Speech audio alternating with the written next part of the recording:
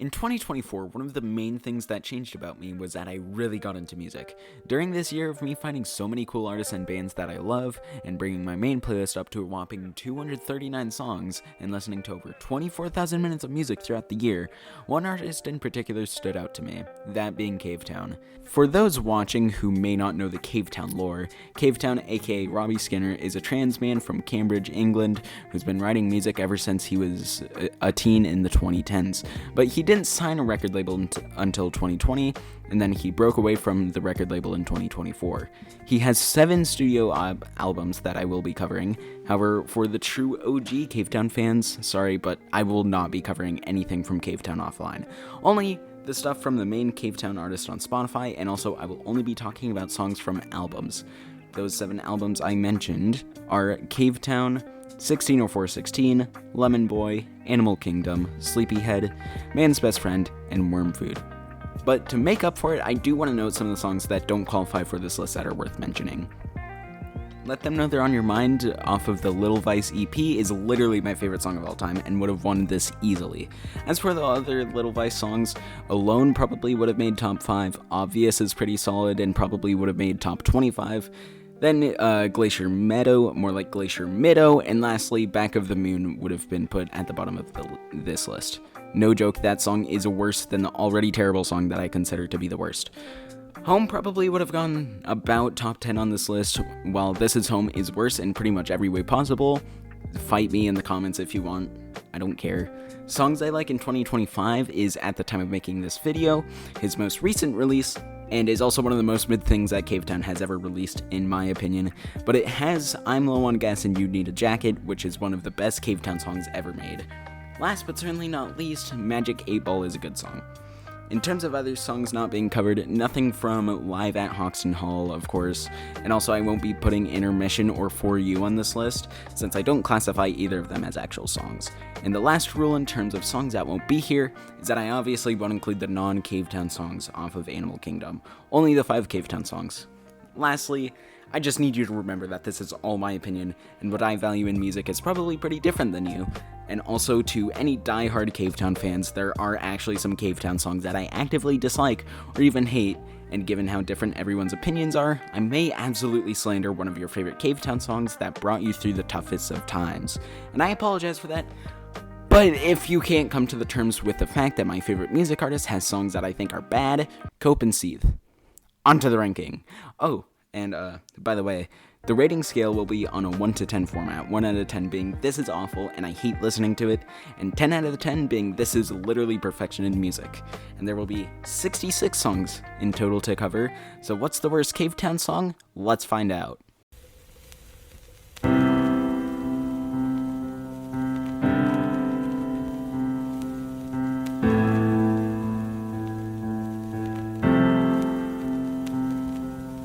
This song is bad. It's really bad. Of course I can guarantee you that most things off of Cavetown's self-titled album won't be even close to the quality standards of his most recent stuff, but even this is just... No, you know it's bad when it starts off with a minute-long intro of ugly-sounding piano notes and a weird attempt at AJR's spoke step. Given how I'm pretty sure my favorite band, 21 Pilots, was one of Cavetown's biggest inspirations early on, they attempted to do a 21 Pilots-styled rap verse in this song. And it doesn't work at all. You can really tell why Cavetown never attempted to do anything rap since then. But not to mention, between how the intro is a minute long and the outro is equally as long, only about half of this song has lyrics, if that. Yeah, this is embarrassing, and now I understand why I shouldn't have listened to this album first as my introduction to Cavetown. Honestly, the song could realistically be given a 0.5 out of 10, as it's really the only Cavetown song that has no redeeming qualities. Anyways, moving on to, number not last. Picture me. After talking about Cavetown's first album, we immediately skip to their most recent one. At this point on, every song has something that puts it over everything is temporary, usually just being that the songs have higher quality standard and better production and stuff like that. However, the next few songs are still 1.5 out of 10 songs, simply because they have things about them that I still hate. So here we have Wasabi. This song, according to Genius Lyrics, is about a crush that lasted for a long time, but then the crush stopped having feelings for the person who had the crush, which in this case is Robbie. I like the meaning of the song, and I can definitely see the appeal, and while the meaning is good, I hate the lyrics. I will admit, some of Cavetown's more chill songs are really good, but this song is just way too slow, and it's too minimal, and I don't like it. It's borderline listenable, but I would much rather prefer to listen to 99% of other Cavetown songs than this.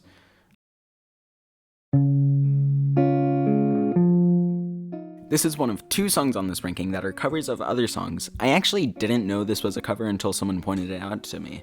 It's actually a cover of the song Paul by Big Thief. I never listened to that song, but I hate this version. This has the same problems as Wasabi. It's too slow, and I really don't like the lyrics. I don't know about you, but me personally, I don't enjoy Cavetown whispering in my ear that he'll be my record player baby if I know what he means. Like, no, I don't know what that means. Not at all. And I don't understand what this song means. Is Paul supposed to be a car? There's a car in the cover, and it talks about a car. I'm so confused. Let's just move on, because this song sucks. This is our first of many songs with features on them, and really no offense to Drew Munson, the feature on this song, but I really don't like his voice. It ruins the song for me personally. It's just personal preference, but I don't like it, and even then this song is still too slow, but it does have a decent beat, I guess. It's our first 2 out of 10 song, which means it has stuff to like about it, but I still find very little joy in listening to this song. Also, the line, "Does PDA make your heart sink?" is not good. Cavetown songs have pretty good songwriting most of the time, but that line is one of the worst in Cavetown's entire discography, and even just in general, this song, I don't enjoy the lyrics of it, which is kind of a similar problem to what I've had to the past 2 songs. Well, not everything is temporary as much, but like Wasabi, yeah. Anyways, next song. Here we have our first album that we're revisiting on this list. Man's Best Friend returns again for... Okay, remember what I said about Cavetown's songwriting usually being pretty solid? Well, in the world of really emotionally moving songs about mental illness and some of the only love songs in music that I like, we have...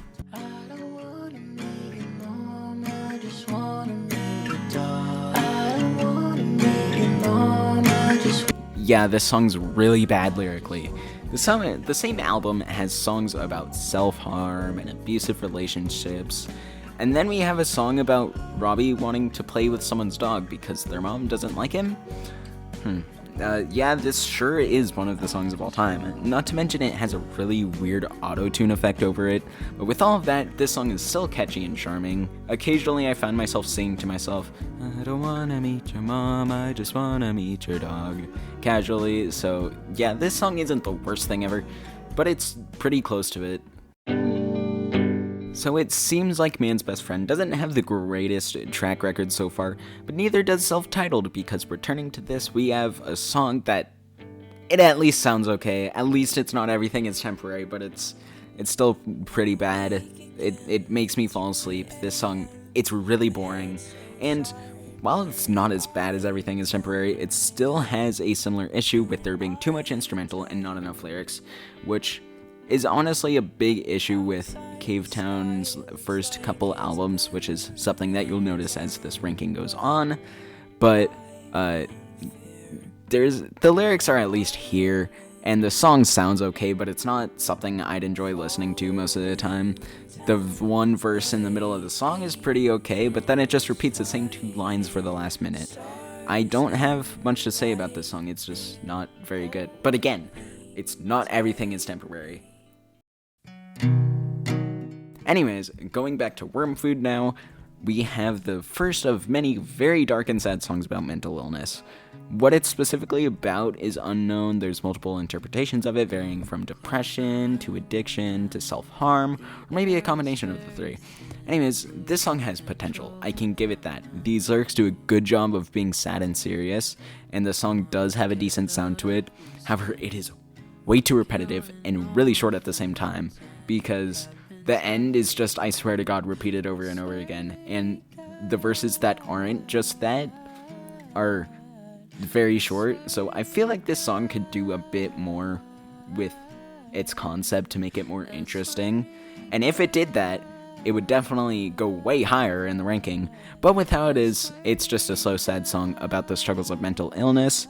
It's acceptable, but I don't really like listening to it, and Cavetown has a lot of similar songs that do this same concept much better.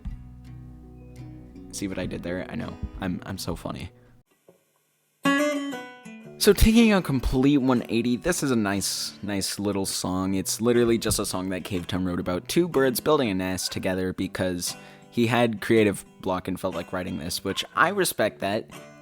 Every album needs filler, so, but this song still isn't really that good. It's a fun song to listen to, but I don't ever plan on listening to it often, and it'll always be forgettable. But we're at the 3 out of 10 songs now, which is where the songs that still aren't good go, but they can be nice to listen to every once in a while. Like, if I'm listening to Sleepyhead in full, I guess I'll accept listening to this song. I might skip it, I might not. And I do like a few of the instruments here, but beyond those compliments, it's not a song I enjoy listening to, really. It's a unique idea, but the song itself isn't one I'd ever come back to. Having back-to-back Sleepyhead songs on this ranking, we have Feb 14, which is one of the few songs that I know of that is actually about Valentine's Day, which is kind of surprising, since that's like the love holiday, and like 60% of songs that exist are about love, so I don't know. But this song, it's just not very good. I don't like the melodies here. It's too long and too repetitive, and I don't like the lyrics, and the song is just kind of boring. It's not completely awful, but it's subpar in pretty much every aspect, which is what puts it this low. It just goes on for too long, and the fact that it's 4.5 minutes doesn't help my enjoyability of this song in the slightest. And that's about all I have to say, just an average song that's also kind of below average because I don't like it.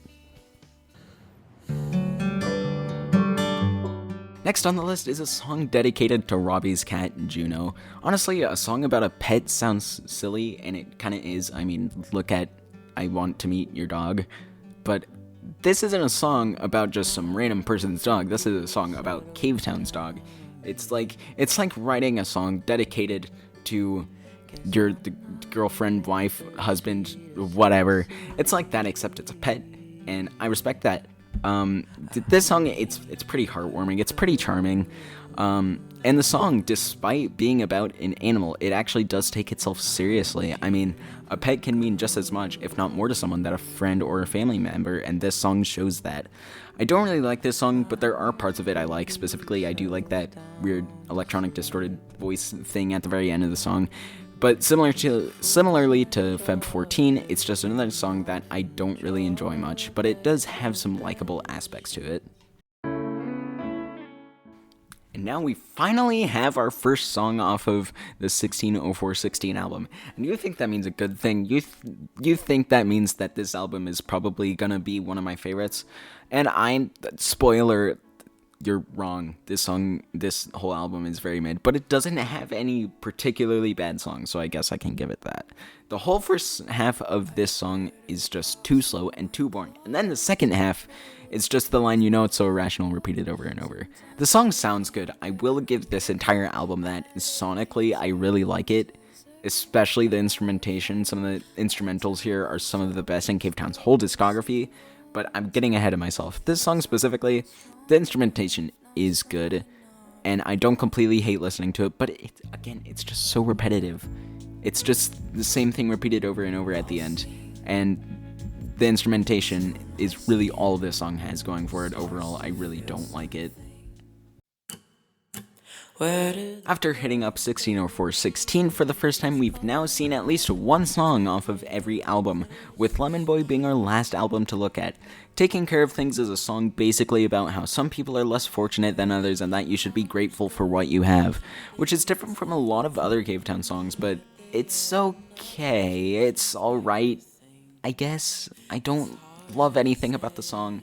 I don't even like anything about the song, really. It's a bit too soft. I don't love the instruments, melody, or Cavetown vocals. It's just mediocre. In an album full of banger after banger, this song sticks out like a sore thumb for being a song that doesn't stick out. Yeah, this song is just boring and doesn't have much to really love about it. The only thing this song has going for it is the chorus being half decent, I suppose.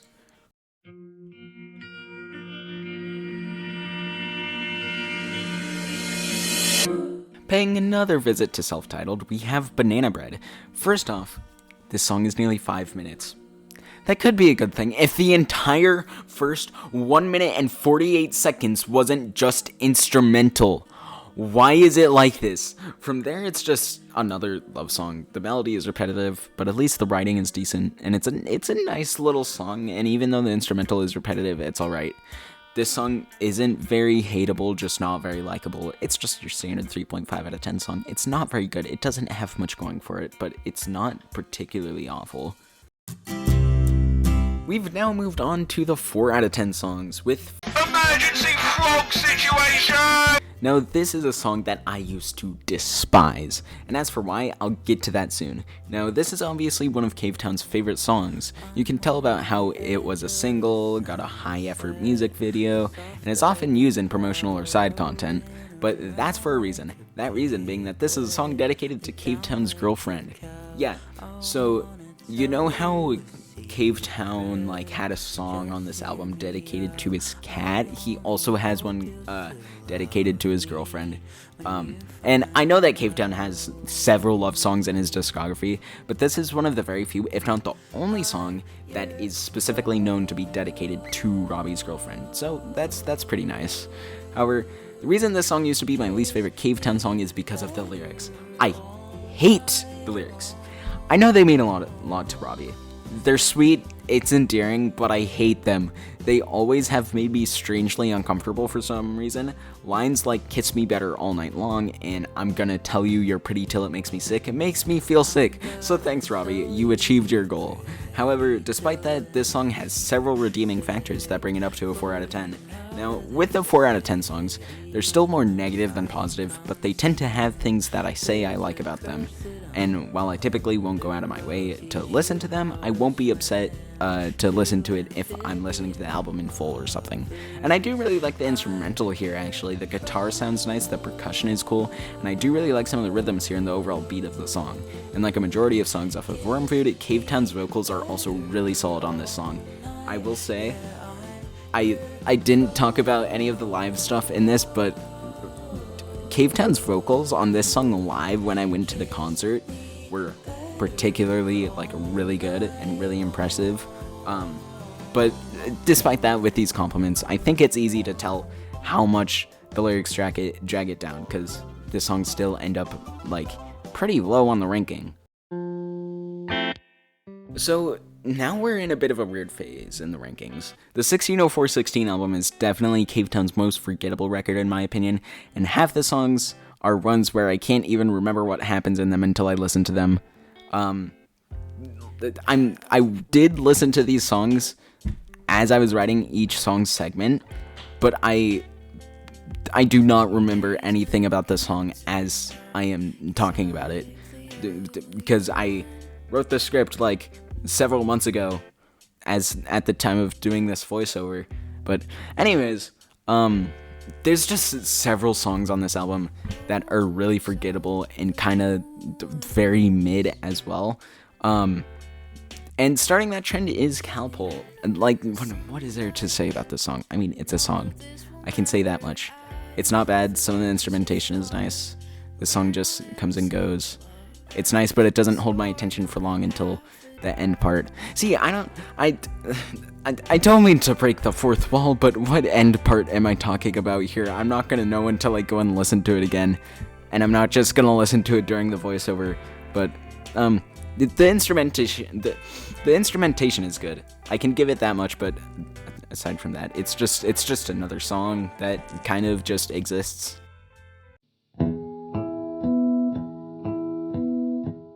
Hey, what did I just say? Here we have the opening track off of 160416, and this sure is an opening track choice. I mean, with how 160416 is kind of just a bunch of songs that exist back to back with the occasional gem in there, there's not exactly a song that fits well as an opening track, but I guess this gets the job done. Immediately going into this song, you can tell this album is just self-titled with better instrumentation, but this song, it's really just okay. It's slow to get started, but we already know that's kind of an issue in Cavetown's early career.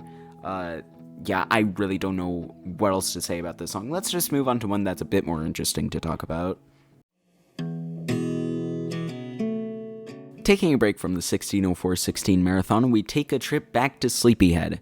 Similarly to Feb 14, this is just another kind of generic love song. It's really not anything new.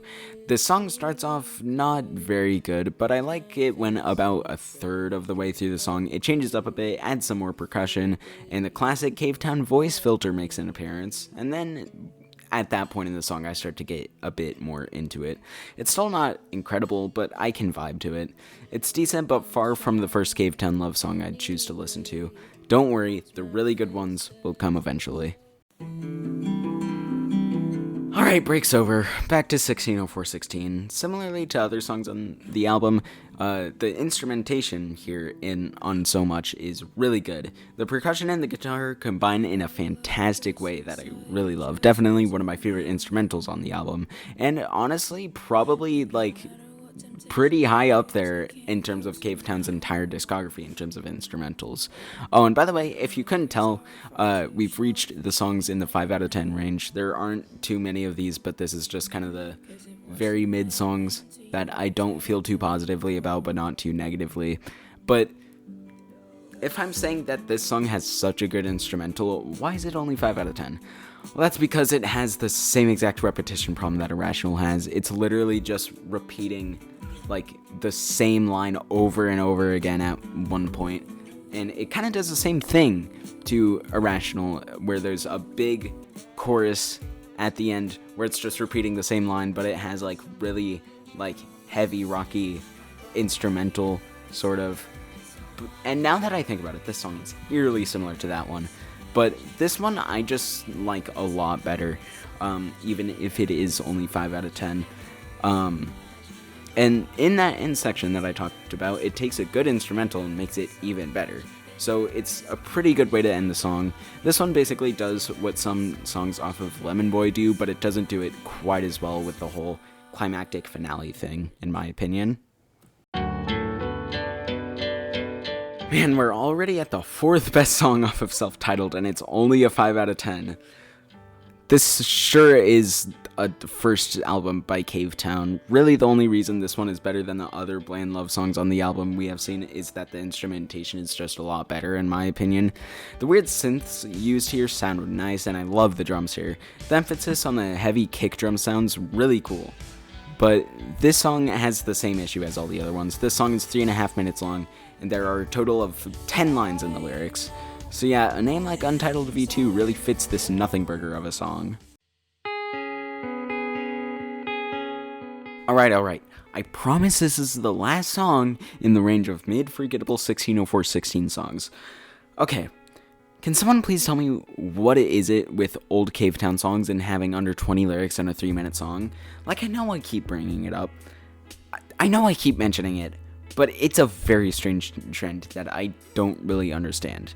Anyways, rant aside, this song, it exists. What's it about? I don't know and I don't care.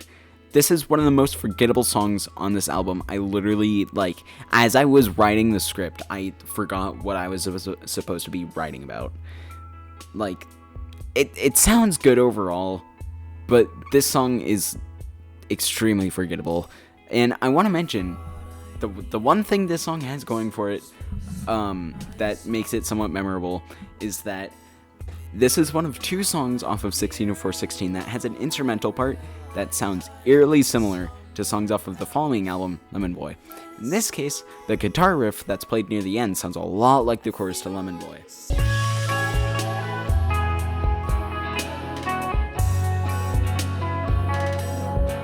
So Lemon Boy and me, we just gotta get along together. I might be crazy, but I really hope I'm not the only one that's hearing it, because it sounds really similar in my opinion. Oh hey, man's best friend, welcome back. And with that, we've reached the 6 out of 10 songs. These songs I have overall positive opinions on, however, they aren't really all that special. I have more good things than bad things to say about these songs, but I wouldn't go back to them consistently. this song, it just has nice vibes. It's a good mental health related song. It's nothing special, but it's nice. But that's until we get to the last chorus. The last minute of the song just kind of takes the song and ramps it up a bit. It's louder, there's many more instruments, and there's much more emotion in Robbie's voice. The last minute alone brings the song from a 5.5 to a 6 for me. It's pretty good, there's not much to complain about, but not much that really makes this song one I'm ever dying to listen to. However, before I go on to the next song, I just want to note that I think it's really funny that they decided to take this song, which is actually like really serious, and the music video of it is about Robbie being in like a court case for apparently stealing animals or something like that. I don't know. I just think it's kind of funny. It's charming. It's a very Cavetown thing to do. Just let me feel love. Oh, hey, man's best friend. Welcome back again. This song is very similar to the previous song, where it's simply a 4.5 minute long song about mental issues that's a bit more calm until it starts to ramp up at the end. The difference here is that this song contains the first feature on this list since Wishing Well, and I promise you this will not be the last. Also, I do prefer this song over You're Gonna Wish You Believed Me, because this song leans a bit more into that weird electronic sound in comparison to that song, even though I think they're very similar, and also that sound kind of lasts for more of the song, while in You're Gonna Wish You Believed Me, it only really comes back near the end. There's a huge bass synth that plays in the chorus, and I love how it sounds. And I will say that Milo is a decent feature here. His voice is quite a bit different from Cavetown's, and it's a very nice change of pace. This song also has a more intense ending to it, but it doesn't do all that much aside from improve the chorus, but I still quite like how it sounds. This is, overall, another solid song, but nothing too crazy. So, speaking of features, we have the only artist that gets featured on 2 different Cavetown songs, that being Chloe Moriondo. Yes, I did have to look up how to pronounce her name, thanks for asking. She doesn't add much to the 2 songs she's a part of, but she duets with Cavetown here and it sounds fantastic. The beginning of this song is rather slow, but it pulls it off pretty well in my opinion, and then it speeds up, becomes more upbeat, and this is really where Chloe becomes the star of the show. Her voice stands out a lot here when she's duetting with Robbie in the upbeat section. It sounds nice, but unfortunately it's very short-lived, since it goes back to being slow at the end. But I really love this ending part, so I'm decently okay with it. This song, though, overall, it has so much potential, but sadly it just lacks substance in my opinion. It falls short of being playlist worthy, but if they experimented with this song a bit and like more of the upbeat stuff they had going, just in general, if they just put like a bit more into it, flesh this song out a bit more, it would be so good. But it's a shame that it ended up being only a 6 out of 10 song. There are good parts, but it could do way more to bump up its rating.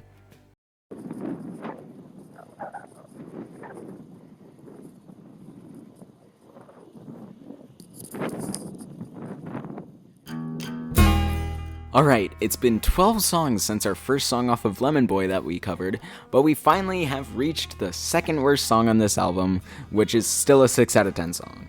It just goes to show that Lemon Boy is a masterpiece of an album, but that's spoilers, so I'm not going to talk about that yet. This song isn't terrible, far from it actually. It has some lovely violins here that really make this song as good as it is, however it's dragged down by just that. This song drags.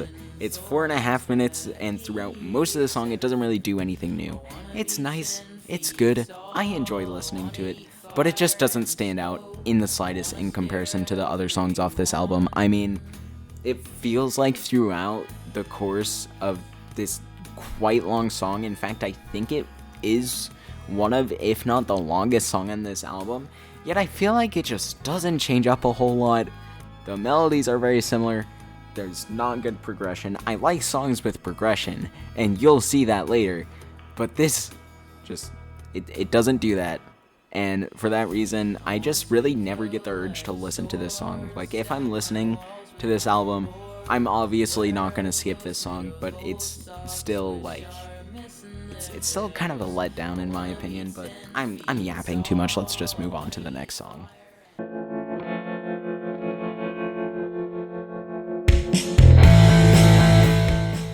So, we already got through all of the mid songs off of 160416. Now we've hit the wave of songs off this album that are pretty good, but not quite good enough to go on my playlist.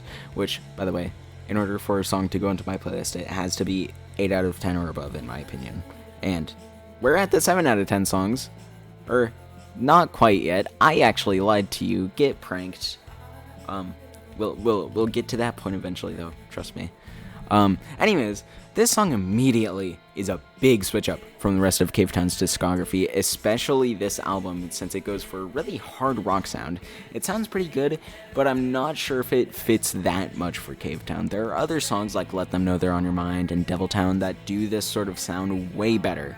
And this song, it's just okay for a while, but I love how the last parts sound. It sort of bumps this song up, but it's really nothing too crazy. However, it is a really solid song, but I mean, there are still better ones even from this album.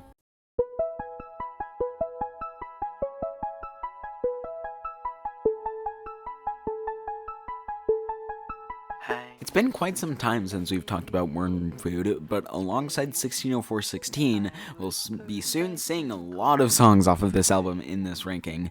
This is the other song that Chloe Moriondo is featured on, and it's similar in quality to Snail, but I prefer this song just a bit more. This song is definitely very unique. It has a weird, like, electronic sound combined with a very heavy rock sound. It's definitely, like, very polarizing, and I could definitely see how a good chunk of people would probably absolutely hate it, but I kind of like it. Chloe has a solo part on this song that's pretty decent. Overall, I feel like she gets a lot more attention here than she does on Snail, but similarly to Snail, I just kind of wish this song had more to it. It feels too short, there's too much instrumental. I feel like if this song kind of like had a bit more to it, had a bit more time to like really progress, it feels overall a bit rushed, but I feel like if the song was just a bit longer and had more time to progress, this song would be a lot better, similarly to Snail.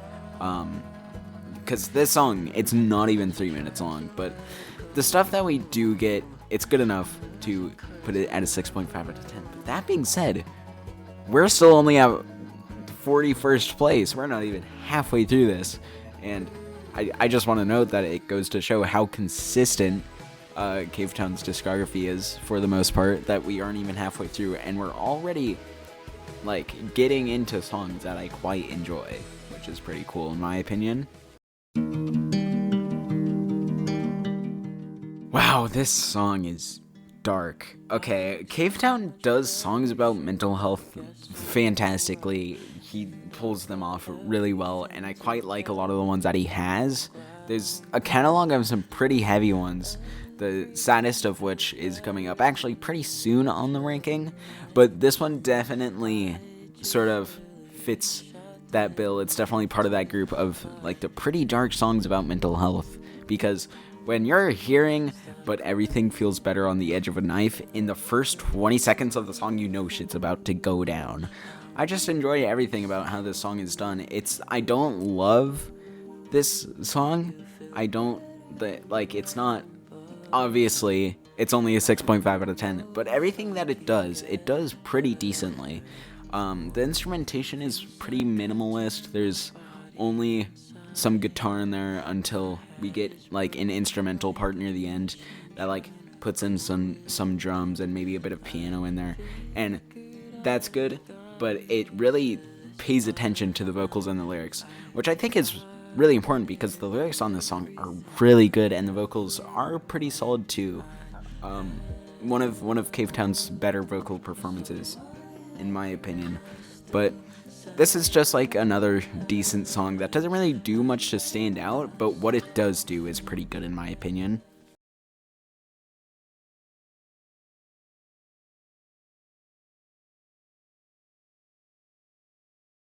We really are cycling between Worm Food and 160416, aren't we?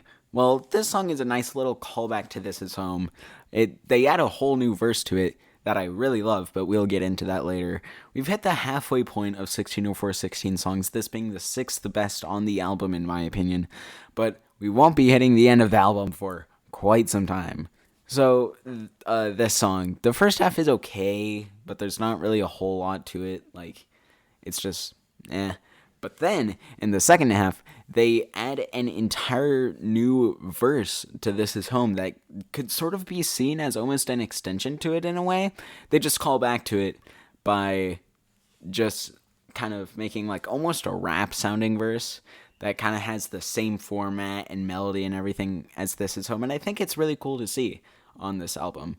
And this whole, it's kind of like a rap flow in a way. And that's what Everything Is Temporary tried to do. But this time, it's actually good. But that part alone, in my opinion, bumps up this song quite a bit. But there are still far better songs out there, even just on this album. And also, you know how I mentioned in Lava Ice Rink that there's 2 songs off of 160416 that has an instrumental part that sounds like a Lemon Boy song? Well, in this case, whatever noise this is, like, sort of near the end of the song, kind of sounds like the synth in Pigeon.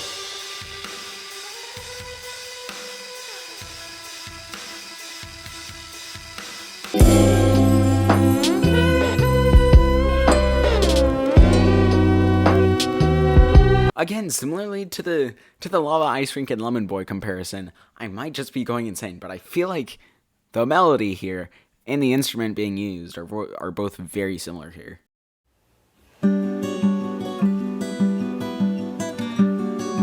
Going back to Worm Food, we have the finale of the album, Laundry Day. And also, we have finally reached the songs that I rated a 7 out of 10. These are the songs that are pretty good, but just barely not good enough to be put on my playlist. But there's even more 7 out of 10 songs than there are 6 out of 10 songs, so you're gonna want to buckle up. But how is Laundry Day as a finale song? It's okay. I mean, Cavetown doesn't really do finales well. The closing tracks off of Cavetown's albums are typically pretty good, but they're not good closing tracks specifically. They're good songs on their own, but as a closing track, I don't know. But if you don't know what I mean by a good closing track, then literally just listen to any of the songs that are on screen right now and you'll see what I mean. But the instrumentation on the song is absolutely beautiful. I am a sucker for violins, and the ones in this song are just incredible, especially compared with the acoustic guitar and that subtle percussion that's in there. It's really good. One of Cavetown's best instrumentals, in my opinion. But everything else about it is just alright. The lyrics are decent. The vocals aren't my favorite, but this song, it's decent. It's not fantastic, but it's good for albums to have songs in this 6 out of 10, 7 out of 10 range, because they're songs that are good, that I still want to come back to, even if they aren't incredible songs. It still makes me want to come back to the album, which is a good thing. But it's not at all the best finale in Cavetown's discography. In fact, this song is pretty far from it, but it's a strong closer on a pretty strong album, so I gotta give it that.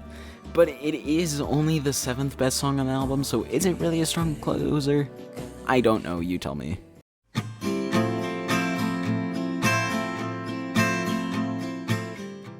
Speaking of closing songs, we have the final song on Man's Best Friend. So yes, winning the bronze medal of Man's Best Friend songs is what's probably the darkest song in the entire discography, being the one about self-harm. Admittedly, it's not the saddest song to me, personally, as there are songs by Cavetown that move me emotionally much more, which we'll get into later, but this song is the king of hiding some insanely dark lyrics behind a decently happy melody. But honestly, this song, if you pay more attention to the lyrics, it is a bit hard to listen to. But if you just ignore the lyrics, it's a fun little song to listen to.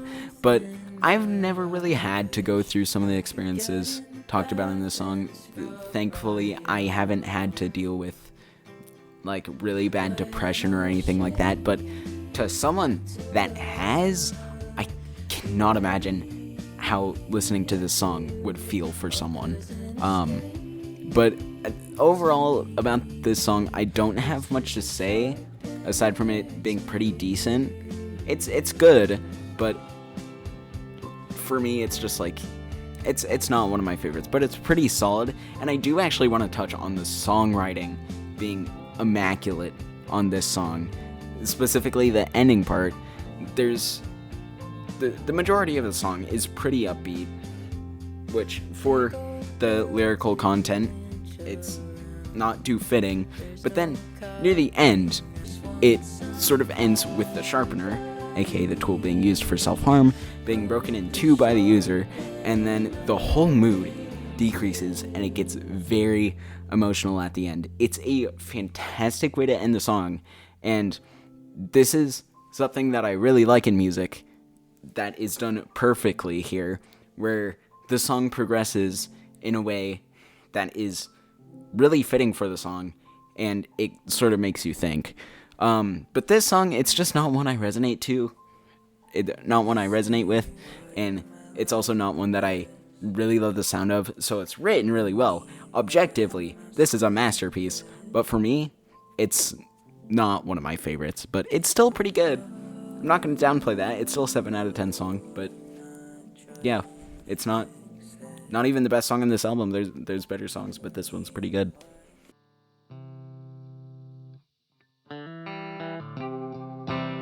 I really don't know how to introduce this song, and neither does the song itself, because the instrumental intro lasts for the entire first minute of the song. Admittedly, not the longest intro that Cavetown has had in one of their earlier songs, but still, it's still like, what's the point? For what purpose? But anyways, this song, it's pretty good. It's okay. The instrumentation is really nice and very ethereal sounding in the verses. The vocals are good, but this song leaves a bit to be desired in the verses.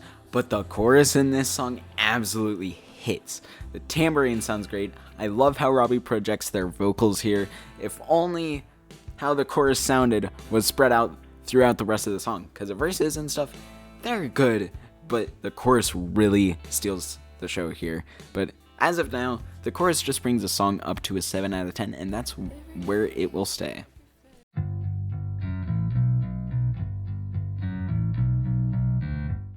Okay, so remember when I said that Lemon Boy was the last album we got to? Well, about that, I kind of lied. I completely forgot about this album when I wrote that segment of the script. But in all fairness, there's only 5 songs on this album. But this is the worst one, and it's still a 7 out of 10 song, which shows the consistency of this album. The main thing that really drags this song down is that it's 4.5 minutes, but it really doesn't have to be. I love the little bass at the start, but then that kind of goes away and we get an instrumental that I'm not a huge fan of. The stretches of instrumental here are way too long. I love the vocals and the lyrics, but sadly we don't get enough of it, especially since there's an instrumental break over halfway through the song that lasts nearly a minute. Like, it really doesn't need to be there. Either add more lyrics or just cut that down, because the instrumental, it already has this weird noise or synth or whatever it is that I find kind of annoying. So the fact that it's just that for like half the song is really annoying to me. And that alone ruins the song enough to bring it down from what could be like an 8 or an 8.5 to only a 7. But overall, the song is still pretty good. Next up, we have the lead single off of Worm Food, which, as a result of it being the lead single, this is far and away the most streamed song off of this album, and it's not even close. But I guess you can also thank our feature Baba Booey over here, who I find it kind of funny that I wrote the script before Biba Doobie suddenly became a controversial figure. Just tell me you don't get no girls. Is she even controversial? Just tell me, like, your mother didn't love you. Just, like, you might as well just say it. I don't know, that whole controversy was very silly, but that's off topic. I didn't really like this song for a while, but it actually did kind of start to grow on me recently. Baba Booey does a great job here as the feature, and I do overall like the lyrics and meaning of the song. It tells a good story about, it's basically speaking to a girl who's in an abusive relationship to leave and become a lesbian in order to leave the abusive relationship because men suck apparently. It's really, I feel like this definitely kind of foreshadowed things, didn't it? I wonder if this song was Biba Doobie's idea to write. Anyways, The instrumentation and the vocals are both pretty great here. It doesn't quite reach the level of the songs that made it to my playlist. Of course, this is the first 7.5 out of 10 song, so I should note that this whole stretch of the ranking is definitely the hardest to rank. So, how I'd put these songs will probably change by the day. Spoiler alert, it does. And you're just gonna have to deal with the fact that I don't agree with this list by the time I upload this video. Whoa, this is it. This is the part coming up, Doc. No. This sucker's electrical. But I need a nuclear reaction to generate the 1.21 gigawatts of electricity. What did I just say? The flux capacitor stores... This sucker's electrical. But I need a nuclear reaction to generate the 1.21 gigawatts of electricity. 1.21 gigawatts! 1.21 gigawatts! Great Scott! What the hell is a gigawatt? How could I have been so careless? 21 gigawatts of electricity. 1.21 gigawatts!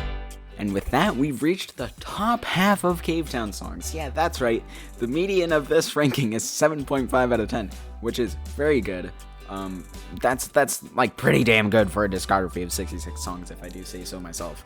And it's kind of funny. If I made this ranking back when I first got into Cavetown, the median would probably be a lot closer to like 5 out of 10, maybe even 4 out of 10. But a lot of these songs kind of just like took a while to grow on me. Anyways, here we have the closing song off of 160416, which just comes just barely short of reaching the 160416 podium. This song is really catchy though. It's different from a lot of the songs on this album. Basically the whole thing is very upbeat and it's really nice. It's a nice change of pace at the end of the album because this album is mostly very calm for the most part. So this really changes things up. It changes things up. I do like how this song combines the ukulele with more electronic synth-like sounds. It's what Cavetown does, but it sounds really good here.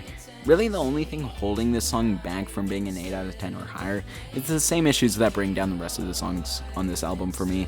There's way too much instrumental. The instrumental is good, but come on, the vocals really make this song, and there needs to be more of them. Aside from that, it's a pretty good song, pretty nice progression to it, but the bronze medalist for this album definitely should have been chosen as the closing song instead. Fitting how I'm writing this segment for the script in the evening, because in the morning I will indeed make cereal. There's something about this song that I really love that sticks out to me, but I don't know what it is. I can't put my finger on it. I want to say it's a melody, but I don't know. Maybe it's like the vocals. I really have no clue. I just love how weird yet calming this song sounds. This song kind of just sounds like what goes through a conspiracy theorist's mind every second of every day. I really don't know what to say about the song. Aside from that, it's just a pretty solid penultimate song off of Lemon Boy. This is a good song, but I don't really love it enough to put it in the 8 out of 10 or higher range, most likely due to the fact that it is fairly repetitive. The repetition does tend to bother me, and this song is just a bit too repetitive for how long it is.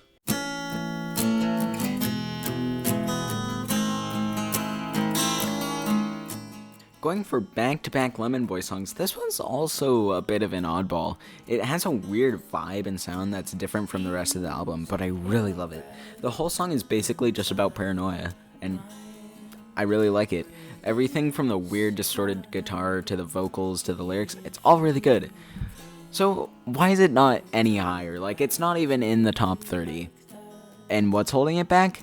The length. This song is only 2 minutes and 10 seconds long. And the last 50 seconds is just instrumental, which means the meat and potatoes of this song is essentially just 1 minute and 20 seconds, which is way too short. This song leaves me with nothing but disappointment and craving more, because it's so unique, and it could do so many good things, but it's too short. This song, it angers me. It upsets me. They could do so many cool things if they made this song just like a full 3 or 4 minute song, but they just don't, which brings it down quite a lot in my opinion. But even then, it's still really good. I still like it. It's still pretty charming, has weird vocals, weird instrumental. I love it.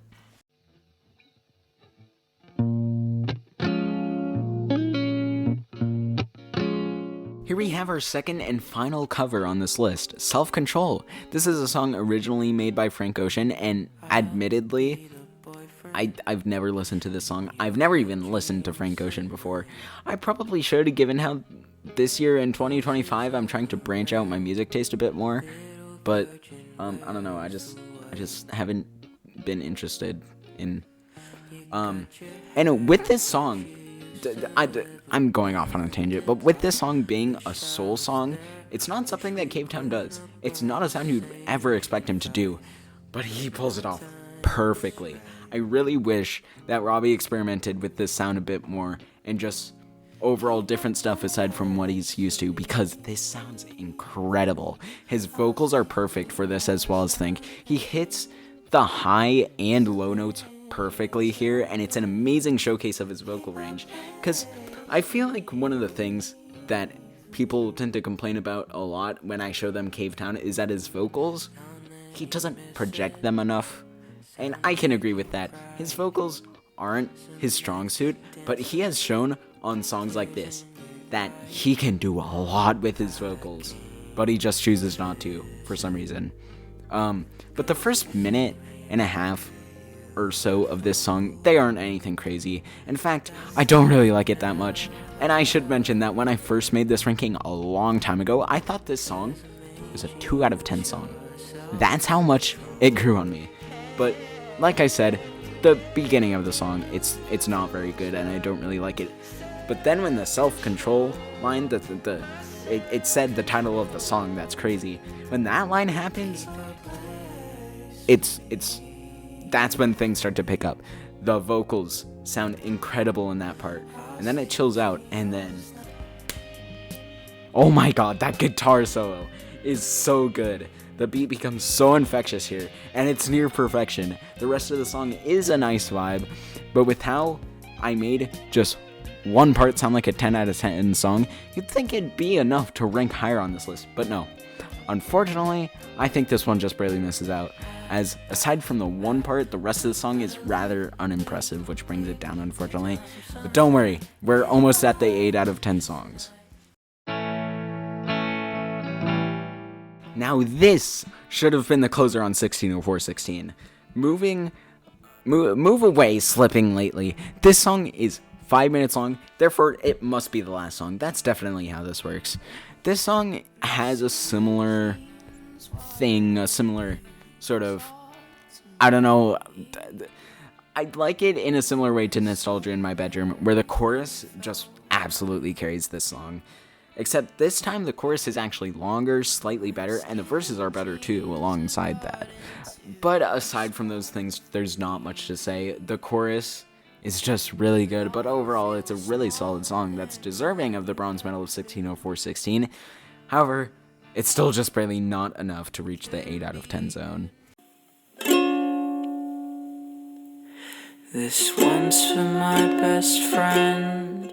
Moving on from that, we now have what I think is the saddest Cavetown song on this ranking, probably in the entire discography. Now, I'm kind of weird. I'm kind of I'm a little strange in a way where death doesn't affect me that much, at least when it comes to people dying.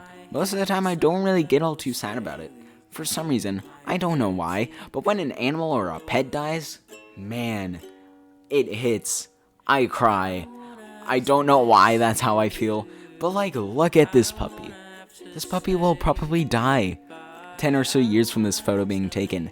That is sad in comparison to this baby, where, assuming nothing goes wrong, it won't die for another 80 years, so it'll be fine, but anyways, on to the actual song. This song was dedicated to Robbie's pet chameleon Casper, who died of skin cancer, and while these soft ukulele ballads never really do much for me, this one just hits hard.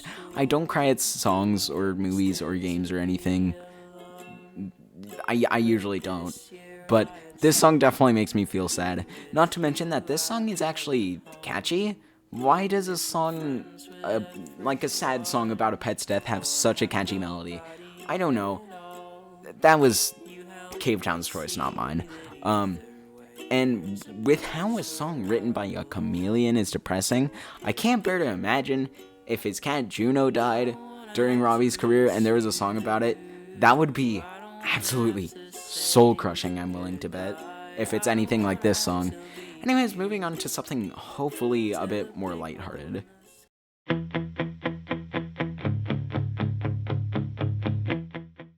Yeah, this is lighthearted enough. With this song, I'd like to announce that we've reached the end of the 7.5 out of 10 songs. But first, we still gotta talk about this one. Surprisingly, aside from Magic 8 Ball, this is my favorite Cavetown song with a feature. Yeah, I usually don't like these types of songs that much, but this one's good. Vic Fuentes' voice contrasts Robbie's really well, given how he has a more loud and enthusiastic voice. You can even tell that when you listen to Pierce the Veil, which is the band that Vic Fuentes is the vocalist for, it's a big contrast. But I do kind of enjoy the little high-pitched voice thing that shows up at a few points in the song. I don't really love Robbie's parts here, surprisingly. They're good, but Vic really steals the show here. When everything breaks out and comes together at the end, it sounds really nice. But unfortunately, aside from that, this song doesn't do enough to be put on my playlist. It's good, it's really solid, but it's just not enough. It just barely misses out. But without further ado, let's see which songs do belong in my playlist. Can't get your name. We finally made it to the songs that are actually in my playlist. These top 26 songs, at least at the time of this script being written, are all in my playlist. And first up, we have Idea of Her, which is the second best song off of Man's Best Friend. This song, it is a bit forgettable at times, but it is a great listen.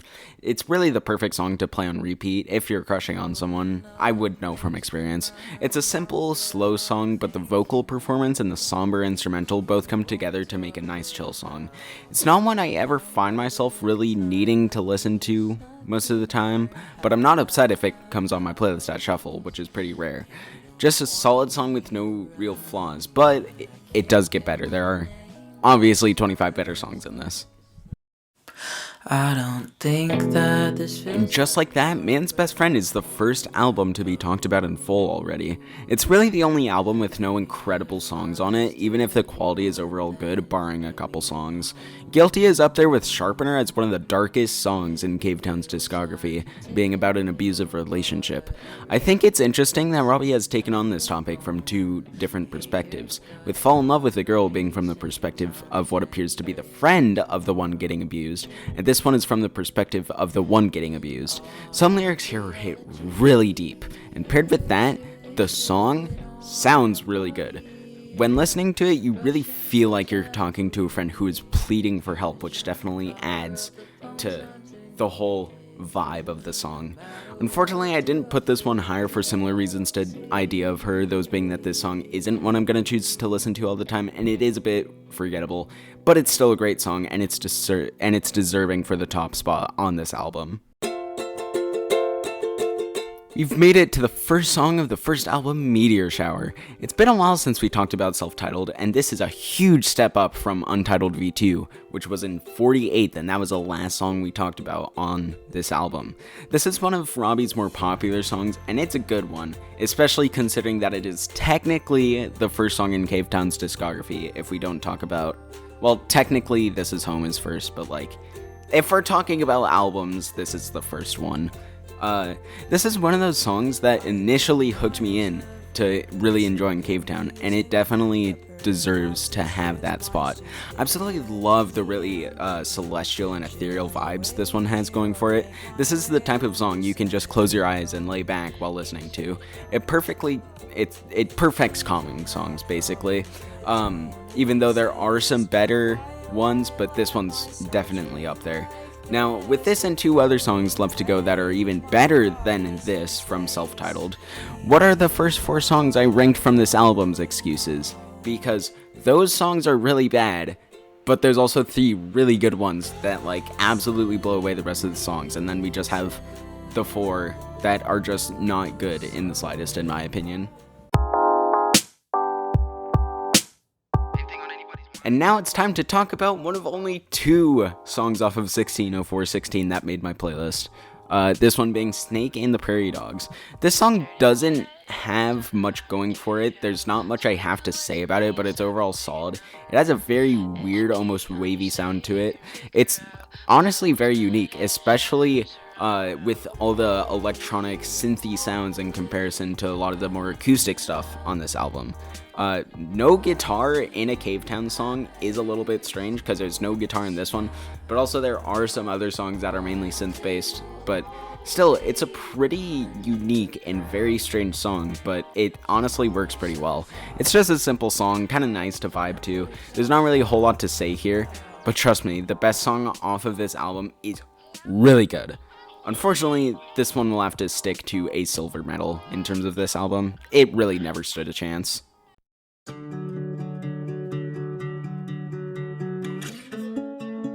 It's been quite a while since I've talked about Sleepyhead in this video, and I forgot how many really good songs there are on this record. Even if half the songs off of it are just bad or really mid, this song delves back into depressing territory. It basically acts as a letter to Robbie's mom, essentially talking to her about his mental health problems. It's a really melancholy listen, in my opinion. It's pretty sweet, but also very saddening and depressing at the same time. If you want a song that's very emotionally powerful, this is a really good choice. I've kind of heard complaints from people that I've showed Cavetown to about there not being enough emotion, like in his voice and stuff. But the vocals here, especially in the chorus, in my opinion at least, they show a decent amount of emotion, and that combined with the really nice guitar makes this chorus sound really good. This ranking has made me realize like how distinct of a sound Sleepyhead has. Like, overall in Cavetown's discography, the overall instruments and sounds used are pretty similar, but all of them have very distinct vibes from each other. Especially Sleepyhead stands out quite a lot in my opinion. Like the drums and the guitars are all very similar in each song, and the vocals are also very similar, being soft yet intense at the same time in a way. Things start to build up quite well in the second verse after a more somber first verse with there being more instrumentation thrown in, and then it goes into the last chorus. The breakdown at the end isn't nearly as strong as some others that exist, but it really doesn't need to be. This song does what it does very well, however, it doesn't have the same oomph that some other songs have that make me really like them, but it's definitely good enough to get on my playlist at least, and get this high up on the ranking. Returning to Lemon Boy, we have the only song on this album that is grammatically incorrect. Yeah, by Wormfood, he kinda just gave up on trying to make the song titles grammatically correct by making them all lowercase, but back in the Lemon Boy days, he actually had a pretty good streak going. And then there's this song, which just ruined everything, but song titles aside, this song immediately starts off very calming. Like, straight up, I could fall asleep to this song. At the start, there's a nice slow guitar paired with some really good, kind of quiet, like, oohs. Like, you know, like he's going ooh. That's so stupid. Like, okay. Okay. Before some very slow singing starts, one of the things that puts this song above others for me is the lyrics. This song's whole story is caring too much about someone that doesn't reciprocate feelings towards you or otherwise doesn't care about you at all. I can definitely kind of relate to this, and that definitely boosts this song up a bit for me. I liked this song at first, but I thought it was a bit too slow, but over time, I've learned to appreciate this song more for the calmness and the great writing on it. Alongside some great guitar, this song has the signature synth sound that shows up a lot on this album. It's similar to the sounds in Pigeon, which is a song that will come up later in the ranking, and it works here just as well as it does on that song. Overall, really solid song, but still far from the best on the album.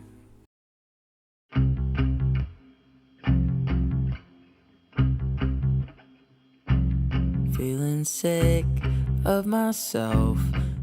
And now we've reached the top 20, and with that we have the opening song off of Sleepyhead, Sweet Tooth. This is one of Cavetown's most popular songs, and it's for a pretty good reason. It's very solid. The meaning and songwriting already shows how good Robbie nails it here on the album, with it just being about a crush that is somewhat unhealthy for the person with the crush. I'm sure we've all felt something like that, so it's pretty relatable. It does a good job at having a bit of the 50-50 that comes with these feelings, like the good and the bad, you know? The instrumentation on the song is very solid and definitely sets up the sound of the album very well. Especially with those amazing guitars in the chorus and the fantastic light drumming in the second verse. Now these are all good, even great things, which show how good of a song this is. However, that falls apart when you look at the 4-minute length. This song really doesn't need to be that long, and it really just drags. Like, the first half or so is great, but then it kind of falls off because the last, like, minute or two is just, like, really quiet and slow. And the ending really doesn't need to be that long. But that's kind of a nitpick. This is still a really good song, even if that one aspect of it sort of brings things down for me. But it's still really good, and being in the top 20 on this ranking is still very respectable. But it gets even better, trust me.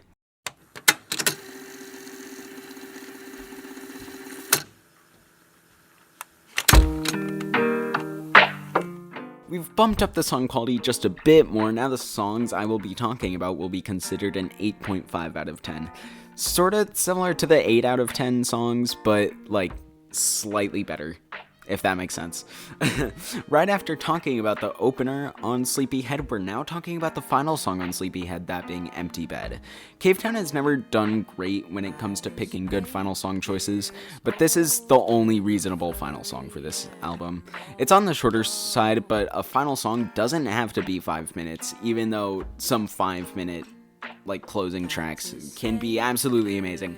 But here, it really doesn't need to be that long. This song gets its point across effectively enough with it just being like 3 minutes long.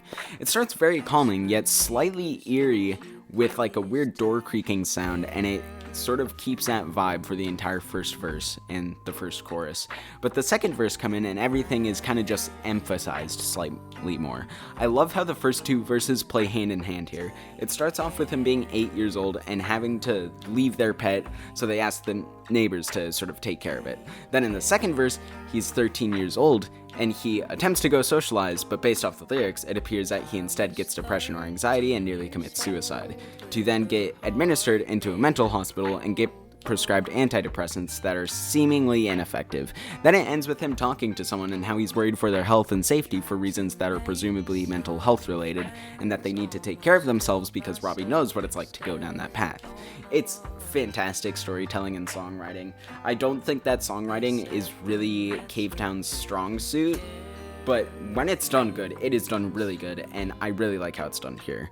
It's also got just a really calm, chill beat to sort of end the album, and it's a nice song to just chill to. But even with all that praise, there are still 18 songs that are better than this, in my opinion. Alright, this is a big one. Juliet is Cavetown's third most popular song ever on Spotify, and the second most popular one in this ranking. Does it deserve the fame? Well, with how high it is on the ranking, I'd say it's pretty valid.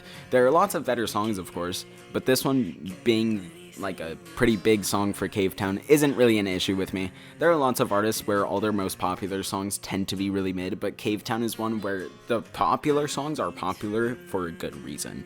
The first verse is a bit weak just with a bit of acoustic guitar, but things do pick up about a minute in, and the chorus is so damn catchy. The rhythms are really nice, and some of the synth noises used here sound fantastic in this song. I love how the vocals are mixed here, and after that first chorus, things do really start to get going. The song is very ambiguous and really up for interpretation lyrically. There are so many theories that people have thrown around. I don't really know what side I'm on, and frankly, I don't care because I just like the song, so I don't know what to tell you. Believe what you want to believe when it comes to what this song means. But back to the song itself, there's a big instrumental break that comes in before the last chorus, which is basically a synth guitar duet, and it is really good. I don't like how long some of the songs on Animal Kingdom are, which I've already talked about with advice. And here it could be a bit shorter, but it works fair enough. But the chorus really doesn't have to repeat as much as it does at the end. It's just some similar problems to other songs that kind of bring it down for me. But only 17 songs are left alive and standing in this ranking. So which one will go down next?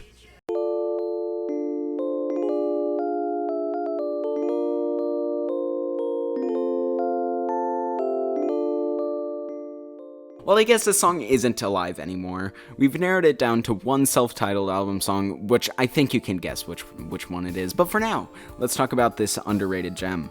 The song definitely has some of the production issues the rest of the album has, but I overall really like the sound of the song more than the others. I don't know what it is about it.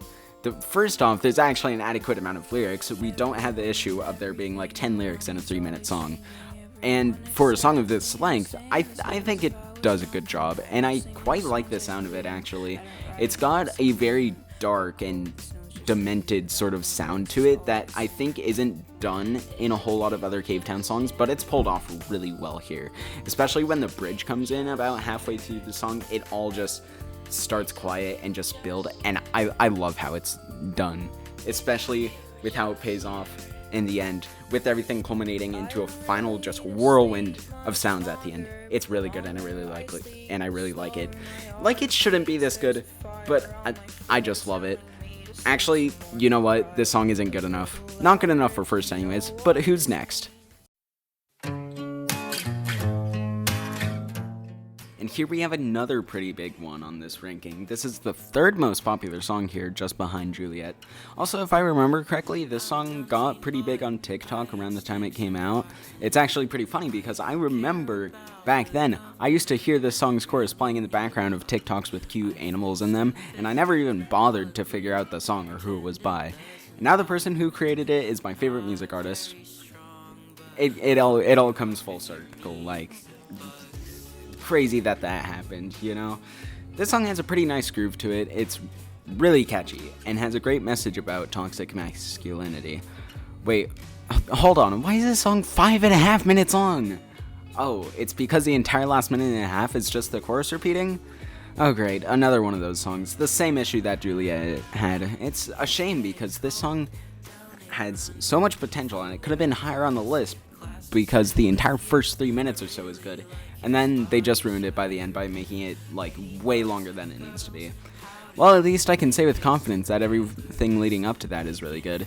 It does a great job at being upbeat, but not overbearing, with the instrumental being pretty good all around. The length is really the only issue here holding it back, but overall, really good song. Let's keep going.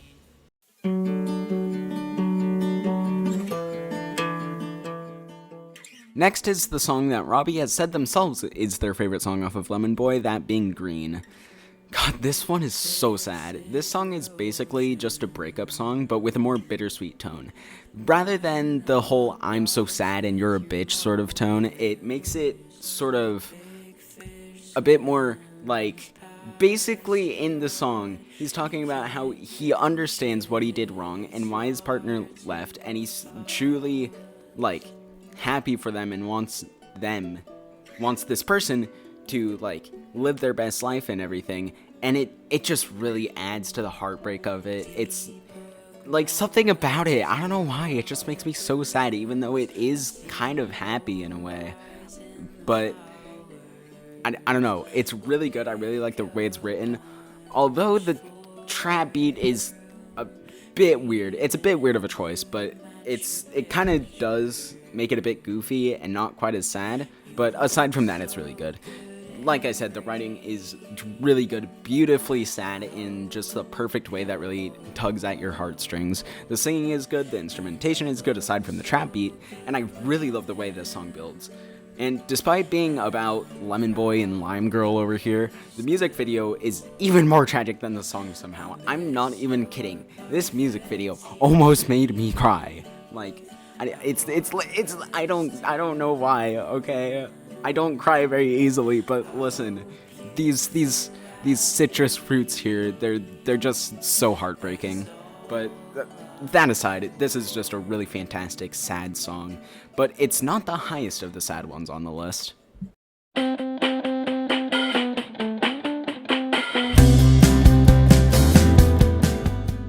Alright, now at this point, we're gonna get a few worm food songs lined up close to each other, and this is one of them. We've also hit the 9 out of 10 zone. All of these songs are close to perfect, but they just have some things that I don't like about them, or they just really don't hit as hard as some of those top few songs.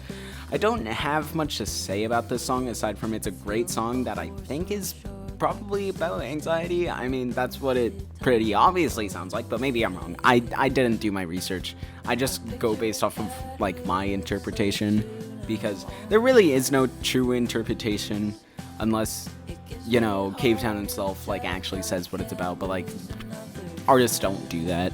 But this song is just really consistently good with nothing too crazy of note.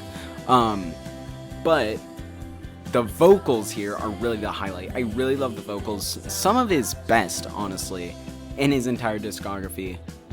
If we don't count some songs like I'm Low on Gas and You Need a Jacket, those types of songs, the vocals here are really good. But I do want to touch on the first verse here, and it's about his cat Juno, which we talked about however many songs ago, and about letting her outside. It then says, I picture a cat who looks like Juno on the fence. It just gives me a heart attack. I can't lose another friend. Which is a very sweet callback to his chameleon Casper, who the song Big Bull in the Sky was about. I know, crazy connection there. I thought it was really cool though. But it is, like, pretty touching that even with the cat, he still thinks about his old pet. That's pretty cool, I guess. But aside from that, that's really all I got with this song. It's just a really good song. Let's move on.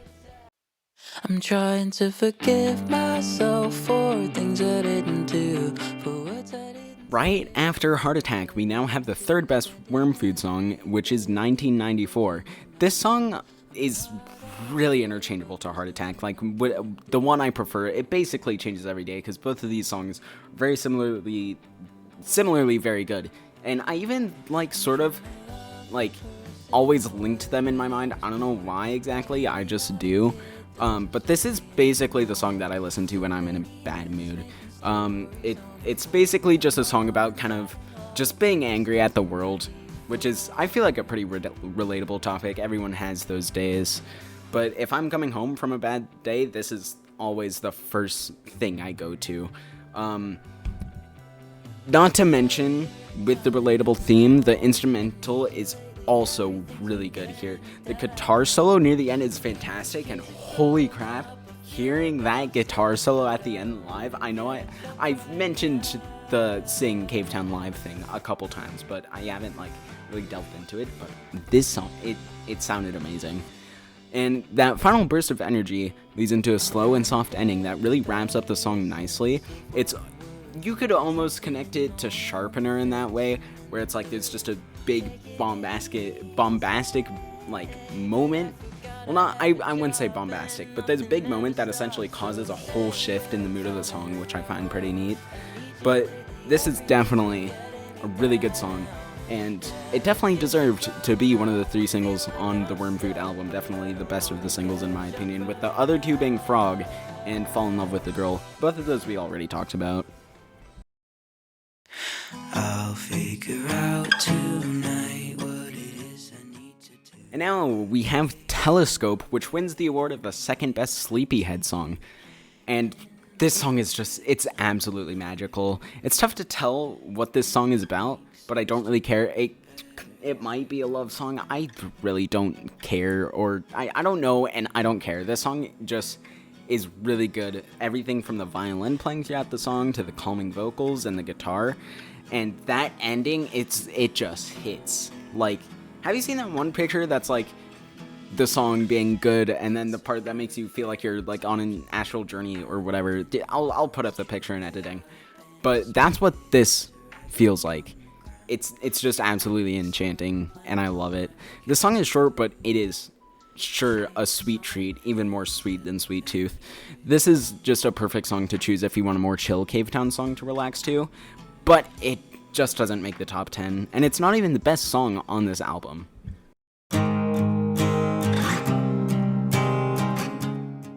Just outside of the top 10 is Worm Food's opening track and title track, Worm Food. This is a great way to start the album, in my opinion. It's basically just a song about feeling like nobody cares about you or you don't belong with anyone.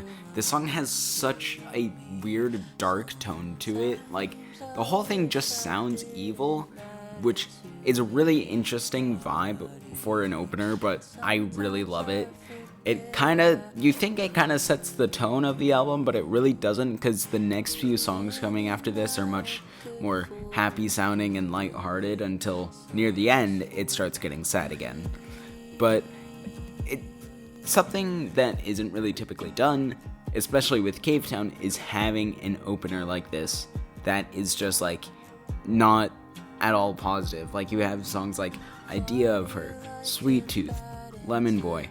Those songs, they're very happy, they're very lighthearted, but here, no, that's just completely different, and I think it's a pretty cool change up. And I really love the electronics used here, paired with the guitar in the verses, as well as the pretty solid vocals. At least for Cavetown standards, they're pretty good, and the vocals really complement the song very well, in my opinion. And I just love this whole song, but it just barely doesn't get the job done by getting a top 10 spot.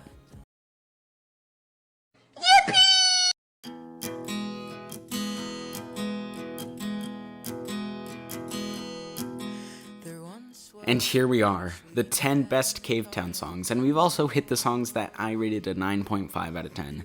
This song, Lemon Boy, was the first Cavetown song I ever heard, though I heard it when I was very young because my sister showed it to me. I wasn't all that into it, but now I think it's an incredible song, and it did a great job at hooking me into Cavetown's music, and it's a great song to open up this wonderful album. This song is basically just a metaphor for learning to live with anxiety and mental health issues, and it's portrayed in a very unique way that I really like. The beat is great, the vocals are great, the instrumental is great, it's all great. The first couple minutes are good, but then the bridge comes in, and then that's where it gets really good, because it slows down the song, and it really sounds good, but then we get a nice build-up into that final chorus, which is really good, and then it ends it off at that amazing guitar solo at the end. Really, what a way to start off this album. It's a great opener, but believe it or not, there's still 4 songs from this album that I consider to be better, and are all also in the top 10. Pick up the phone, make your bed. And here we have the best Sleepyhead song. Now, wow, this song, it's incredibly underrated. It's a shame how much it gets overshadowed by other songs on this album, such as Sweet Tooth and Telescope, because while those are really good songs, they don't compare to this song, in my opinion. It's just a really sweet song that was written while Robbie was homesick on tour. That's just like about his... I don't know if it's necessarily about his mom, but like it kind of says it in the title, so like I really don't know. It has a very soft start, and it really stays with that for most of it. I really like the simplicity of this song. The drum beat combined with the soft instrumental is a sound that I really love.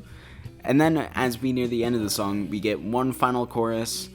This song really isn't as big or as bombastic as some of the other ones around this part of the ranking, but I don't care. It's short and sweet, but I really love this for just how it sounds. It's all really well done, and definitely the best song on this album, pretty easily. As we get further through the top 10, we're now at the 4th best Lemon Boy song. One of the things I love most about this song is the lyrics, basically being about getting lonely and just waiting, wondering when you'll eventually find your soulmate. It's a very relatable concept to me and several others, and I really love the way that this song just sounds overall. It feels so simple yet so complex at the same time, and I really like it. The songwriting here is really some of his best in my opinion. And I particularly love the last verse. The lyrics at the end are some of my favorites in Cavetown's whole discography, and I'm also not like huge on how it sounds. Like, I really like it, but there are better sounding songs, but it's just the lyrics. The lyrics kind of carry this one in my opinion, but overall, all around, it's still really good and good enough to get into the top 10 in the first place. And it's really another one of those songs that kind of got me hooked on Cavetown pretty early on, and I think it still holds up. Life's alright in Cavetown, where So I said that Juliet and Boys Will Be Bugs were some of the big ones in this ranking, but this is the big one. This is Cavetown's most popular song, and I bet some of y'all were nervous that I would be basic and put the most popular song at number 1, but no, who do you think I am? Watch Mojo? Because I'm not, you've got the wrong channel. But to be fair, despite its popularity, this song is still so good and really deserves the attention that it gets. But I'm so confused. How is this song on the same album as songs like Hazel and Everything Is Temporary? I don't get it. Those songs are so bad, and this one is just so well done on every level. This is what Self-Titled could have been. Like, the entire album could have been so good. But anyways, as you can tell, this song absolutely clears the rest of that album. Like, it's not even close. This is the best song on the album, for sure. The guitars throughout it are so fire. The vocals are great. And the lyrics, they're pretty solid too, being about divorce. It's an uncommon theme for a song's meaning, but it's a pretty good one that definitely deserves to be used more often.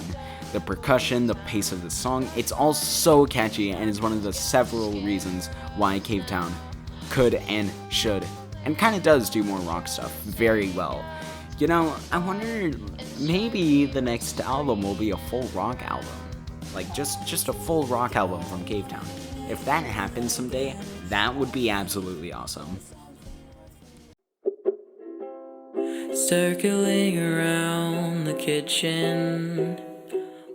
Winning the bronze medal for the Lemon Boy album, we have the final track of the album, and the only one that Robbie actually really plays live anymore, and that's Pigeon.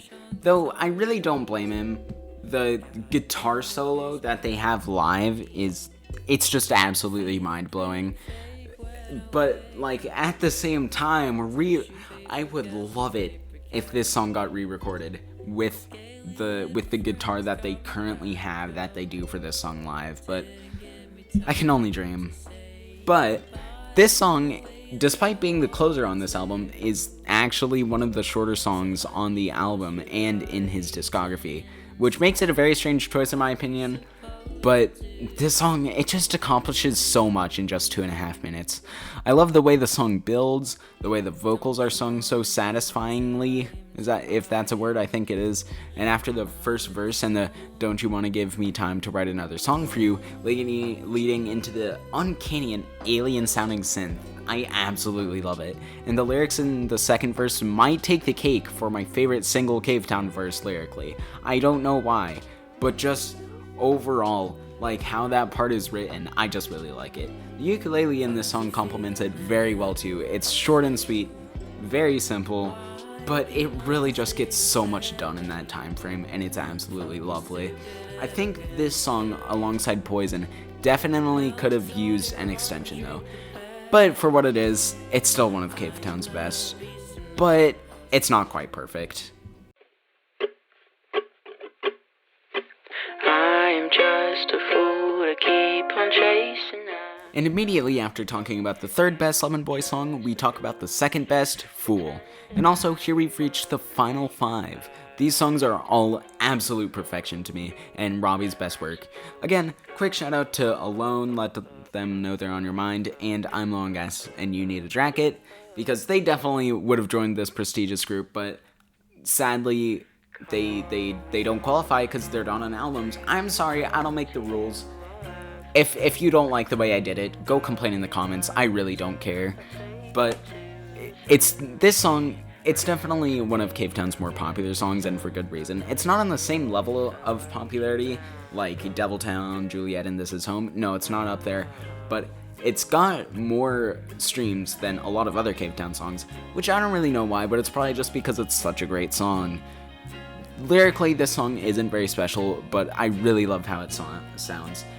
In my brain, I sort of divide this song into 3 sections. There's the very soft, quaint beginning. It's calm and has a sentimental, heartfelt sound to it. It's my least favorite part of this song but it's still a really great start. Then the beat starts to pick up, then there's this weird vocal effect on Robbie's voice here in the second part, but I really like how it sounds in combination with the hi-hat going on in the background. Overall, the beat in this part is really great, and then after the vocals are done in this part, we get a brief instrumental before we get a short build-up. And wow, the payoff is incredible. The entire song just breaks out of its shell, and Robbie starts to really project his vocals more, and the entire song just feels more full and a lot louder. And then we get to this absolutely awesome guitar solo to end it. I don't know if it's as good as the Lemon Boy guitar solo, but as a whole, this song is just great. We then get just a calm outro to end off the song with some really nice backing vocals, and then the song ends. Incredible song, definitely deserves to be this high up on the ranking. I absolutely love it.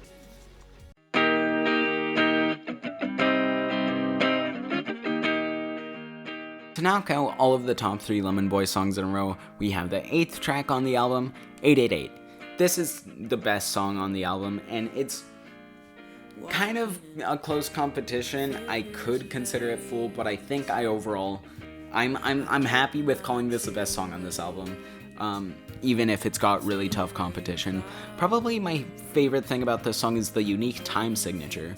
Most of the song is in 6/8 time, which, if you don't know music theory, it's basically that there's just 6 beats in every measure of the song, and 1 beat is equivalent to 1/8 note. If it doesn't make sense, cool, it doesn't really have to. You don't have to understand it. It's just me kind of being a nerd. To put it simply, it's basically just the way the rhythm is, the rhythm of the song is divided into thirds. I really love songs with unique time signatures like this.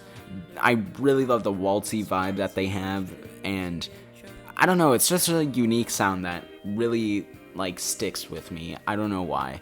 The way the melody bounces is so calming to me. The song is immediately great in the first second of it, with a really lovely sounding guitar that plays throughout most of the song, alongside a really calming drum line and some absolutely enchanting vocals. I also love the lyrics here. They have themes of nostalgia and love, which makes for a very pleasant listen that makes me feel all warm and fuzzy inside.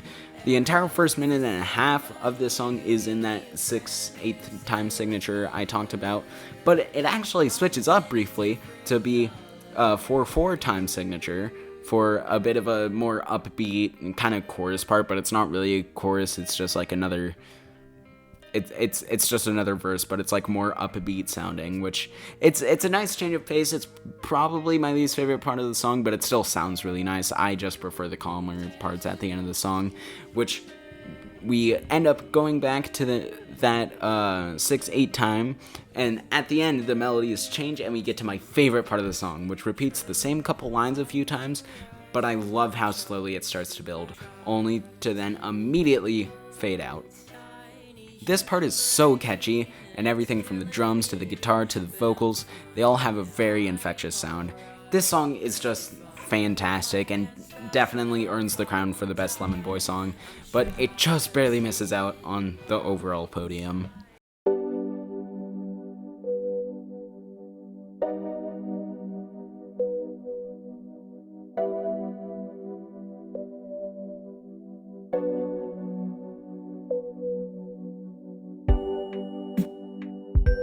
It feels like it's been absolutely forever since I've talked about this album, but after getting through the mid, the average, and the mediocre that fills up this album's track list, we're here to talk about what I can say with full confidence is the best song on this album, and the 3rd best Cavetown song of all time, which is the title track, 160416.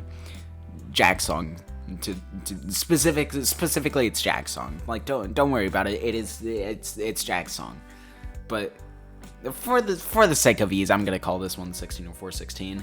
This was also one of the songs that got me hooked on Cavetown, which I know I've said that a lot here, but when I first got into Cavetown, it was tied with Lemon Boy and Deviltown for my favorite Cavetown song, and while it's not number 1 anymore, it has not budged from that 10 out of 10 rating, unlike the other 2 songs, which did. At first listen, without giving it much thought, this is just a really nice sounding, chill song with a fantastic laid back instrumental that I am in love with. That alongside some of Robbie's best pre-transition vocals in his discography. Also, the backing vocals in the chorus is just another element stacked on top of the others that make this an absolutely incredible song, at least musically or sonically or whatever you want to say. But wait, what about the lyrics?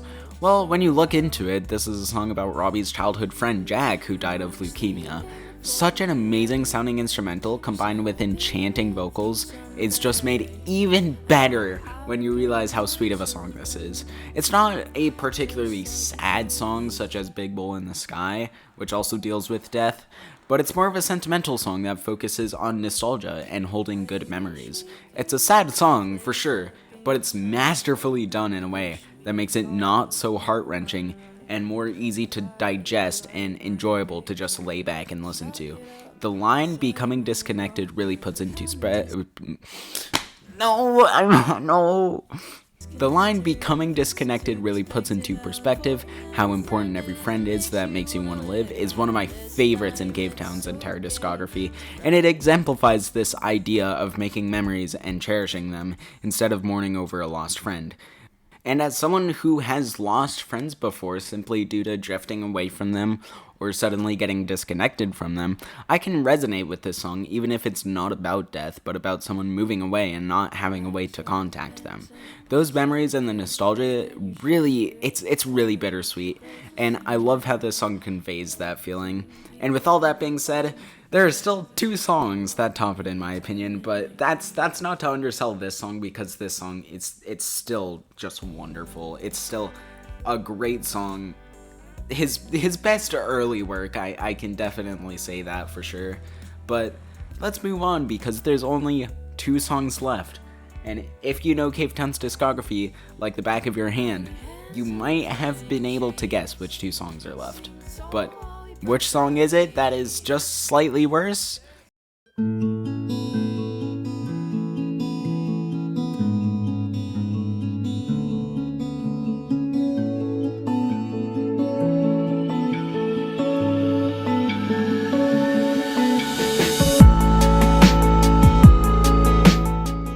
The runner-up for this ranking is the second track off of Worm Food, that being Kill You.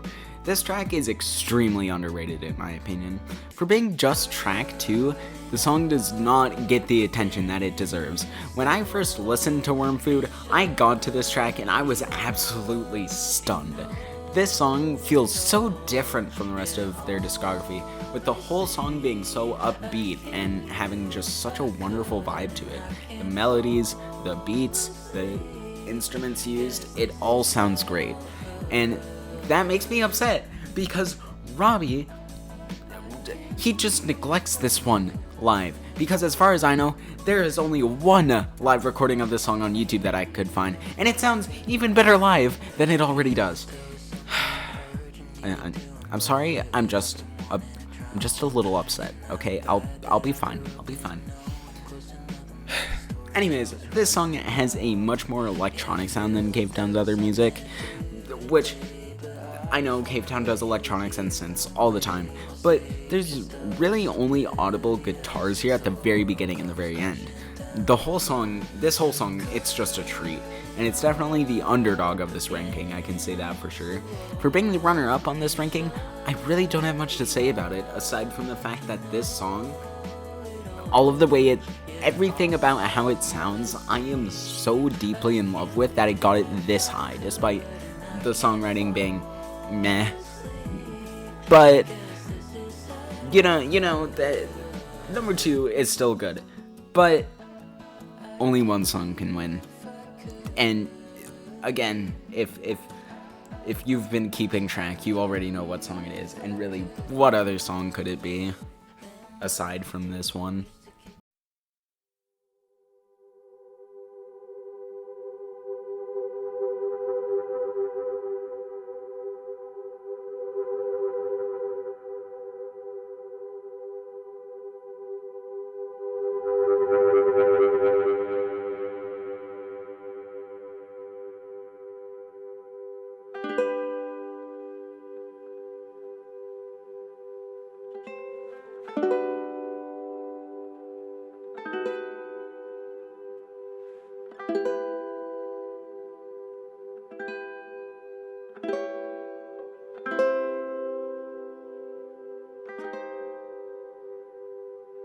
What's it like to be alone on a Sunday?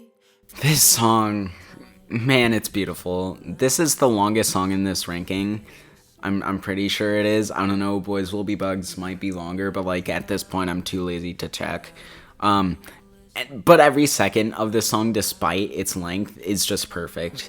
This song has a wonderful message of to cherish your friends and be grateful for those people in your life, which I'm just now thinking about this. I didn't think about this like throughout anything when it came to writing the script for this video. I just thought of it now, but this song pairs so well with 160416 that I didn't even think about it. But anyways, this song, it starts off with very quiet and calm ukulele, and then we get the first verse where it's basically just vocals on a ukulele. And then we get some soft percussion and an extra instrument as we go into the next part of the first verse, or I guess the second verse you could call it. Then the chorus, the iconic line of "Life's too short to worry about things that we got wrong, so hug all your friends and let them know you're not letting go."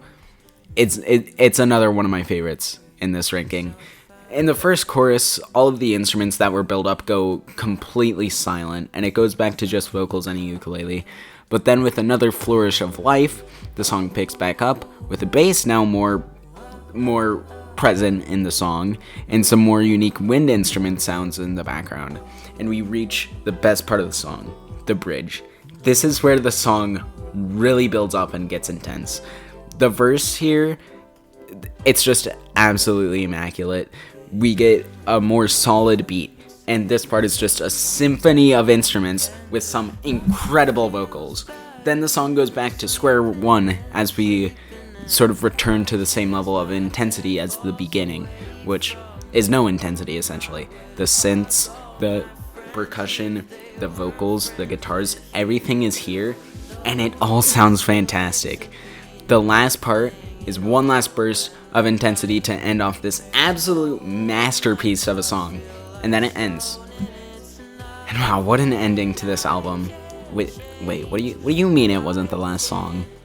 What do you mean that this song is a mixtape where half the songs aren't even Cavetown songs, and therefore the song after this isn't even a Cavetown song? Anyways, yeah, this song is easily the best in this ranking. Yet in terms of music in general, it's still only my fourth favorite song of all time. Actually, that is outdated. Now that I think about it. Actually, no, this isn't outdated. What am I talking about? Yeah, this is my fourth favorite song of all time. But even then, this song is perfect and the best Cavetown song. At least the best one that's on an album. This still is not quite as good as Let Them Know They're On Your Mind, but like, you know, that's not relevant. To pretend that song doesn't exist, you know, this is the best Cavetown song, let's just say that. Oh boy, that was a lot of talking about Cavetown. As I write this outro, we're looking at 23 pages. Oh boy, okay, I'm glad I'm done with the voiceover. I was glad I was done with the script, and future me is gonna be glad that I'm done editing, because this video will be a lot to edit. At the time of me recording this voiceover, I have been working on the graphics, and that has also been painful. Why did I sign myself up for doing long ranking videos like this? Anyways, and I also doubt that this video will reach many people because Cavetown generally isn't too popular. Like, he has like a few million monthly listeners on Spotify, but like, that's kind of carried by his most popular songs. There's not enough. Are there really enough Cavetown fans out there that are willing to watch like a however long video ranking every Cavetown song? Probably. I don't even know. But if you did watch this whole thing by some chance, thank you so much. I honestly, from the bottom of my heart, really appreciate it. This is my first big ranking video like this, and it is a lot to work on. Like, this is difficult. You better like the video and like comment whatever, like comment your opinions. If you agree or disagree, just be civil in the comments, but like just talk about it. Discussing music is fun, so like, why not? You should do that. And there's much more coming from me, especially these ranking type videos. There's going to be a lot of them, a lot of ideas that I have, ranging a variety of different like video games I'll be talking about, music I talk about. Those are going to be my two main things, gaming and music, maybe with a couple other random things sprinkled in there. Yeah, I finished, just for the record, I started writing the script sometime in like late 2024, and I finished it on April 1st of 2025. So my opinions have changed a lot, naturally, which is like, that's okay. That's how music is. And in the description, I did post a spreadsheet ranking every Cavetown song, including the ones that did not qualify for this list, at least all the ones that I have listened to, with all my updated opinions and everything. So if you want to go look at that and see my current opinions, I might update it every so often. So yeah, if you want to do that, you can check it out. But again, I put a lot of work into these. Just this first video is a lot. So if you want to see more ranking videos like this that are gaming and music related, please subscribe and like the video and all that. I would really appreciate it, because I'm trying to see if I can get this channel to be somewhat popular. So that would be pretty cool, and it would help me out a lot. If you want to support me, go ahead and do that. I know I yap a lot, but that's kind of my whole thing. If you want to stop watching here, by all means you can. You probably already like stopped watching by the time the outro started. So if you want to stop watching here, you can, but I just want to talk about the concert I went to in February. It was amazing. It was my first ever concert that I went to. I had a blast. And it was genuinely like one of the best nights of my life. My jaw absolutely dropped at the vocals during the Pierce the Veil cover. I just want to note that. And now the actual song's out, and it's like one of his best songs, so that's pretty cool. Illuminati Hotties, they were a good opener. I had never listened to them before, but their performance was good. Unfortunately, we couldn't really get proper seats and had to stand the whole time, which killed my back, but like, it's okay. I'm fine. It's been months since that, because it's like July at the time of finishing this voiceover. Unfortunately, they didn't really play any of the songs that topped this ranking, but they did play Alone and Let Them Know They're On Your Mind, which again are songs that are 10 out of 10s in my opinion. Overall, incredible experience. I really wish I could go back, honestly, but that's about all. Thank you so much for watching, and I'll see you in the next video.